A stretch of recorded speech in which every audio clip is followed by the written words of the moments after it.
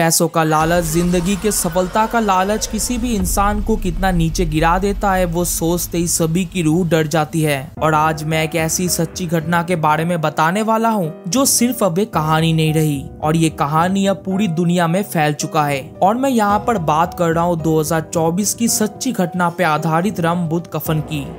अंधे पैसों का मालिक अनवर और उसकी बेटी ताड़ी हॉस्पिटल के बाहर बैठे थे क्योंकि अनवर की बीवी का ऑपरेशन था, क्योंकि उसके पेट के अंदर का बच्चा मर चुका था। बच्चे को बाहर निकालने पर हम देखते हैं कि उसके पूरे शरीर को बालों ने जकड़ा हुआ था। डॉक्टर राव इस चीज को देखकर काफी हैरान थे और काफी चिंतित भी थे। अनवर इस चीज को देखकर काफी उदास था। वो उस बच्चे को अपने पुराने घर में ले जाकर दफना देता है, पर इस चीज से अनवर की बीवी पूरी तरीके से टूट चुकी थी, क्योंकि इसको लेकर लगातार 3 बार उसका बच्चा पेट के अंदर ही मर चुका है। उसका अब सिर्फ एक ही अफसोस था कि वो अब कभी भी मां नहीं बन पाएगी, लेकिन अनवर इसमें कुछ नहीं कर सकता। नीनी को हॉस्पिटल से रिहा मिलने के बाद वो उसे घर लेकर जाता है। नीनी के आंखों के नीचे के काले धब्बे ये साफ बयां करते हैं कि वो कितना डिप्रेशन में है, लेकिन अनवर और उसकी बेटी दोनों के पास ही समय नहीं था कि वो अपने माँ का ख्याल रख सके, इसीलिए वो लोग एक मेड को रखते हैं। अनवर के घर में तभी उसका छोटा भाई आता है, क्योंकि उसे अपने हिस्से की जायदाद चाहिए था। लेकिन अनवर के हिसाब से उसके बाप दादा की आखिरी निशानी उसका वो पुराना घर है, जिसको वो किसी भी हालत में नहीं बेचेगा, चाहे उसे कितना ही पैसा क्यों ना मिले। अनवर कहता है इससे बढ़िया तुम मुझसे कुछ पैसे ले लो, लेकिन सुहान का इतने पैसों से कुछ नहीं होगा, क्योंकि उस पूरे घर को अगर बेचा जाए तो उसे काफी पैसा मिलेगा। लेकिन इससे अनवर राजी नहीं होता और इवेंचुअली दोनों भाई के बीच लड़ाई शुरू हो जाता है। सुहान वहाँ से चला जाता है और जाते हुए कहता है कि वो उस घर के लिए एक अच्छा खरीदार ढूंढेगा। दूसरी तरफ ताड़ी अपने ऑफिस में पहुंच चुकी थी। वो रिसेंटली अपने कंपनी में स्किन केयर प्रोडक्ट के ऊपर काम कर रही थी। इसके लिए उसे एक मॉडल की जरूरत थी। उसकी फ्रेंड बताती है कि उन्हें एक मॉडल मिल चुका है। लड़के का नाम है नाबी।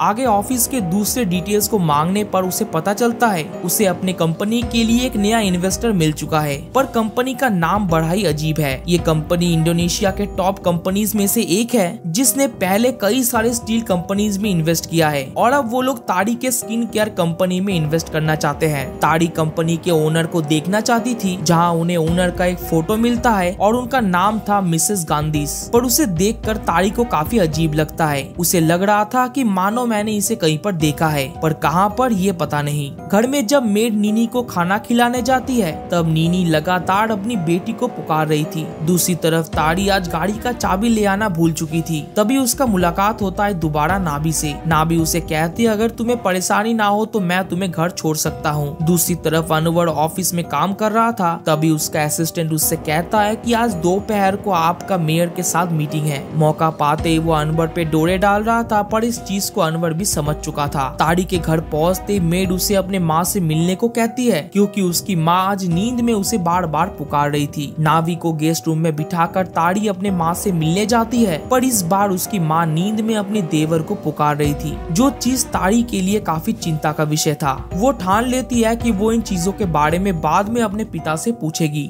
दूसरी तरफ अनवर का भाई पुराने घर में पहुंच चुका था। उसके पास जो पुराना चाबी था, वो उससे गेट को खोलने की कोशिश करता है, पर गेट उससे नहीं खुलता। वो समझ चुका था कि दरवाजा का लॉक चेंज हुआ है। इधर अनवर घर जाने के लिए लिफ्ट में जाता है, पर कुछ ही दूर जाते ही लिफ्ट अचानक से बंद हो जाता है। वो अपनी फोन की मदद से चारों तरफ देखता है, पर तभी उसके पीछे से एक आवाज आता है कि मानो कोई उसके लिफ्ट के ऊपर है। वो इतना डर जाता है कि वो लिफ्ट के दरवाजे को जोर जोर से पीटने लगता है। तभी उसके पीछे से एक बच्चे की रोने का आवाज आता है, और जब वो पीछे मुड़ता है तब वो देखता है कि एक बच्चे का शरीर पूरी तरीके से बालों से घिरा था, जो देख वो जोर जोर से चिल्लाता है। और अगले सीन में वो किसी तरह अपना घर पहुंच चुका था। घर पहुंचते ही उसका मुलाकात होता है उसके भाई से। वो अनवर से कहता है कि उसे घर का नया चाबी चाहिए, क्योंकि उसे एक नया बायर मिल चुका है। और आपने लॉक क्यों चेंज किया? मुझे चाबी दीजिए, क्योंकि कल बायर को घर दिखाना है। जो सुनकर अनवर अपने अंदर के सभी गुस्से को अपने भाई पे निकाल देता है, और अपने भाई से आखिरी बार के लिए कहता है कि वो घर को कभी भी नहीं बेचेगा, जो बोलकर वो उसे निकाल देता है। अपने डैड से मुलाकात होते ही ताड़ी आज सभी बातों को बताता है कि उसकी माँ नींद में उसके देवर को बुला रही थी। वो ये भी कहती है कि अंकल ने मेरे माँ के ऊपर ब्लैक मैजिक किया है, क्योंकि माँ दिन प्रतिदिन अजीब होती जा रही है। वो सही से खाना भी नहीं खाती और दिन भर अजीब अजीब बातें कहती है। अनवर कहता है बिना ठोस सबूत के तुम कैसे अपने चाचा के ऊपर इल्जाम लगा सकते हो? हो। अब बाप बेटी दोनों मिलकर अपने माँ से मिलने आते हैं, जहाँ नीनी अकेले ही अपने बालों को नोच रही थी और उसका अपने अंकल के ऊपर शक और भी गहरा होता है। पर इस बार अनवर गुस्से में ताड़ी से कहता है तुम्हारे माँ को कुछ भी नहीं हुआ और अपने अंकल के बारे में कुछ भी कहने से पहले जरा सोचा करो। फ्रेश होकर ताड़ी जब अपनी ऑफिस का काम करने के लिए बैठी थी तभी उसके दोस्त का कॉल आता है उनके न्यू अपकमिंग प्रोजेक्ट के बारे में। लेकिन इसी बातों के बीच ताड़ी के कमरे का खिड़की अचानक जोर से खुल जाता है। ताड़ी जिससे काफी डर जाती है और खिड़की को बंद करने के लिए आगे बढ़ती है। तभी उसकी नजर जाती है अपनी माँ पे जो इतनी रात को बालकनी में खड़ी थी। वो अपनी माँ से कमरे में जाने को कहती है पर उसके माँ का कुछ ऐसा रिस्पॉन्स नहीं आता, इसीलिए ताड़ी खुद ही बाहर जाती है। पर वहाँ पर जाकर वो देखती है कि उसकी माँ वहाँ पर नहीं है। वो अब जल्दी से अपने माँ के पास जाने लगती है। इसी बीच उसका मुलाकात होता है अपने डैड से जो किसी काम से एयरपोर्ट जा रहे थे। ताड़ी अब देखती है कि उसकी माँ तो आराम से सो रही थी। दूसरी ओर अनवर का असिस्टेंट एक तांत्रिक के पास आता है। वो अनवर को अपनी तरफ अट्रैक्ट करना चाहती थी, इसीलिए वो किसी तरह अनवर का एक बाल ले आती है। वो अब अनवर के बालों को उसी के फोटो के साथ लपेट के एक शीशी में डाल देता है और इस लिक्विड को अनवर को दिन में 2 बार खिलाने को कहती है, जिससे धीरे धीरे अनवर उसके बस में आ जाएगा। ताड़ी पर अब रात में अपने माँ के पास ही सोई थी, पर अचानक आधी रात को उसे अपनी माँ नहीं मिलती। बस एक आवाज आती है कि कोई मानो वॉमिटिंग करना चाहती है। वो अपने माँ के लिए पानी लाने जाती है पर पीछे मुड़ते ही उसकी माँ उसको पकड़कर जोर जोर से चिल्लाने लगी, मानो वो कुछ कहना चाहती थी। पर तभी वो अपने मुंह के अंदर उंगली डालकर एक बालों का गुच्छा निकालती है। तभी उसका पूरा शरीर धीरे धीरे लाल होने लगता है और अंत में वो बेहोश हो जाती है।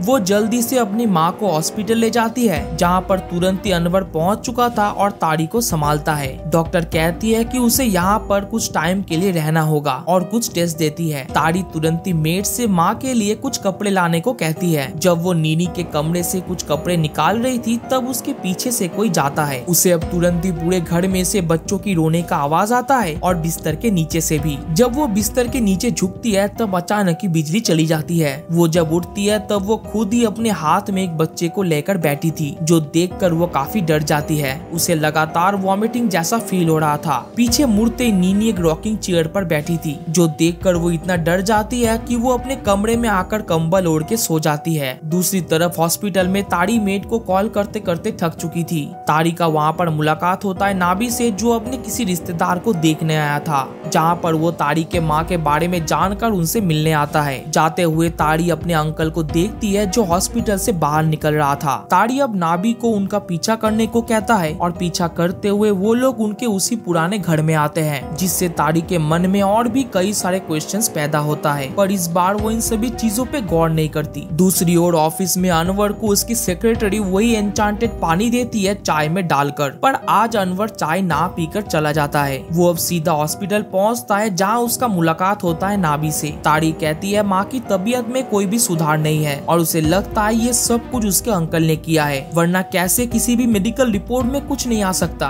पर अनवर इन सभी बातों पे विश्वास नहीं करता और दोबारा से उन दोनों के बीच मतभेद शुरू हो जाता है। इधर घर में अनवर का भाई चुपचाप आता है और अनवर के कमरों की तरफ बढ़ता है, जो चीज उनका मेट देख लेता है। ताड़ी का अंकल अब रूम को अच्छे से ठटोलता है पर उसे वहाँ पर वो चाबी नहीं मिलता। दूसरी ओर रात को नाबी ताड़ी के वही पुराने घर में आता है। वो अब एक बड़े टॉर्च की मदद से कुछ चीज ढूंढ रहा था। ढूंढते ढूंढते वो नीनी के मरे हुए बच्चे के लाश के पास पहुंचता है। बच्चे को कफन से अलग करते ही बच्चा रोने लगता है और अब नाबी वो बच्चा और नीनी के बालों का एक गुच्छा लेकर एक विच के पास आता है। और ये विच असल में और कोई नहीं बल्कि ताड़ी के कंपनी का नया इन्वेस्टर मिसेस गेंडिस था। असल में यहाँ ये लोग लोड़ो नाम के एक डेविल का पूजा करते हैं बेशुमार धन के लिए। ब्लैक मैजिक शुरू होते ही इसका इफेक्ट सीधा नीनी पर शुरू होता है। जैसे जैसे ब्लैक मैजिक आगे बढ़ता है नीनी के लिए परेशानी और भी ज्यादा खड़ी हो जाती है। उसके शरीर का एक एक हड्डी टूटने लगता है और एंड में नीनी बहुत ही बेरहमी से मारी जाती है। ताड़ी के अंदर जाते ही वो अपनी माँ को मृत हालत में पाती है। मौत का खबर जानकर अनवर वहाँ पर तुरंत ही पहुँच जाता है। अपने माँ को दफनाने से पहले वो आखिरी बार के लिए अपने माँ को देखने जाता है, जहाँ पर अपनी माँ की हालत को देख ताड़ी बहुत ज्यादा डर जाती है और तभी उसके पीछे के फ्रीजर का डोर अपने आप खुल जाता है। ताड़ी इसे देखने के लिए फ्रिज की तरफ धीरे धीरे बढ़ती है।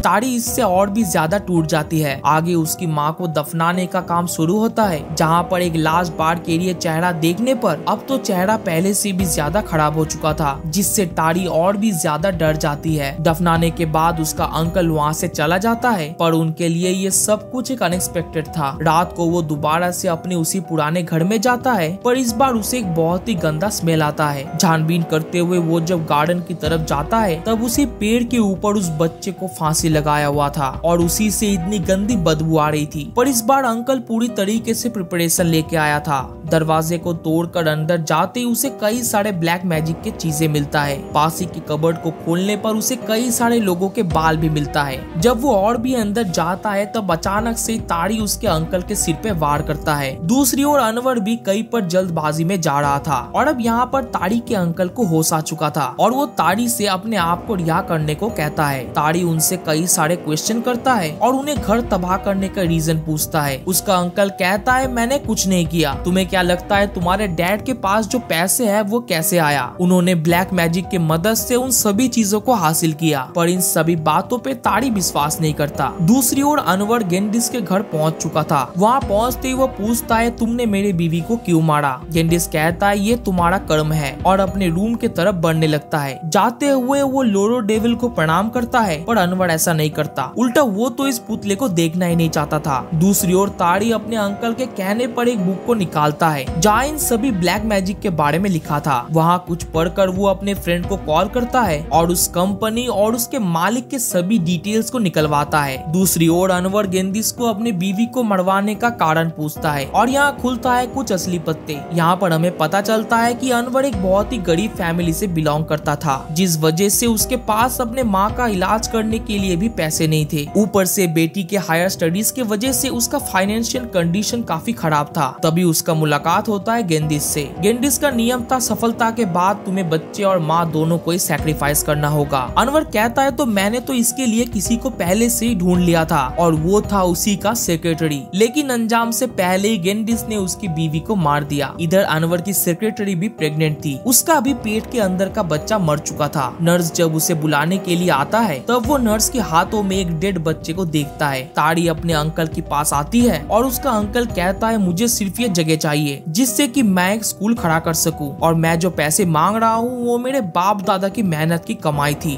दूसरी ओर नाबी ताड़ी के माँ के कफन से कपड़ा निकाल लेता है। इधर घर में जब वो मेड अकेली थी, तब उसे पूरे घर से किसी बच्चे की रोने का आवाज आता है। तभी उसे पीछे से कोई बुलाता है। पीछे मुड़ते ही वहाँ पर नीनी खड़ी थी और दूसरी तरफ से वही कफन का कपड़ा मेड की तरफ बढ़ता है, जिससे डर कर वो कमरे में जाकर छुप जाती है। तभी उसके सीलिंग फैन से एक बच्चा लटक रहा था। तभी एक बालों का गुच्छा आकर उसे जकड़ लेता है और एक पॉइंट पे आकर तो उसका सिर पंखे में बहुत ही बेरहमी से कट जाता है। दूसरी ओर पुराने घर में ताड़ी और उसका अंकल गार्डन में आते हैं। वहाँ पर वो ताड़ी को बताता है उस दिन घर में जब उसका मुलाकात होता है मेड से, तब वो मेड से अपने प्यार का इजहार करता है, पर वो कहती है, मुझे एक टाइम में पैसों की बहुत जरूरत थी और तब मेरा मदद किया था अनवर ने। बदले में मुझे अनवर का बच्चा अपने पेट के अंदर रखना होगा, और ये भी हो सकता है तुम्हारे डैड ने ऐसे कई सारे लोगों के साथ किया था, जो चीज तुम्हारे माँ को भी पता चल चुकी थी, पर सिर्फ उनके पास कोई ठोस सबूत नहीं था। यहाँ गेंदिस अनवर से कहती है, मैं भी एक गरीब फैमिली से हूँ और मुझे भी अपनी किस्मत पसंद नहीं, मुझे अपनी किस्मत बदलना था, और आज जो तुम पैसा देख रहे हो वो सब कुछ लोडो के वजह से है, और लोडो को हमसे कुछ भी नहीं चाहिए, उसे सिर्फ इस दुनिया में दोबारा से आना है। तभी नाबी अनवर के पीछे से आकर उसके सिर में जोर से वार करता है। नाबी अनवर से कहता है कि तुम्हारी बेटी काफी अच्छी है, पर लोडो को तुम्हारी बेटी चाहिए, मुझे बाल तो पहले ही मिल चुका था, अब सिर्फ खून चाहिए। पर अनवर अपनी बेटी को कुछ ना करने को कहता है। दूसरी ओर ताड़ी और उसका अंकल गेंदिस के ठिकाने पर पहुंच चुके थे और इधर अनवर को भी होश आ चुका था। गेंदिस दोबारा से अनवर का ब्रेन वॉश करने लगता है, जहाँ पर एक नाइफ की मदद से वो अपना खून देने को कहता है, पर खून देने की जगह वो उस नाइफ से गेंदिस को ही मार देता है, ये सोचते हुए कि वो मर चुका था। लेकिन गेंदिस मरता नहीं, वो दोबारा से उठ खड़ा होता है और अनवर का नाम जोर जोर से पुकारने लगता है। यहाँ पर अब गेंदिस अनवर के ऊपर अटैक करता है और अंत तक जान से मार भी डालता है। आगे जब तारिक का अंकल उसे गेंदिस से बचाने की कोशिश करता है तब वो उसके भी गले को पकड़ लेता है। तभी वहाँ पर नाभी आता है। तारी उसे इन सभी चीजों के बारे में पूछता है पर कोई जवाब ना मिलने पर वो नाभी को थप्पड़ मारता है, लेकिन नाभी इसका कुछ रिस्पॉन्स नहीं करता और वो लोड़ो के पुतले के ऊपर पेट्रोल डालता है।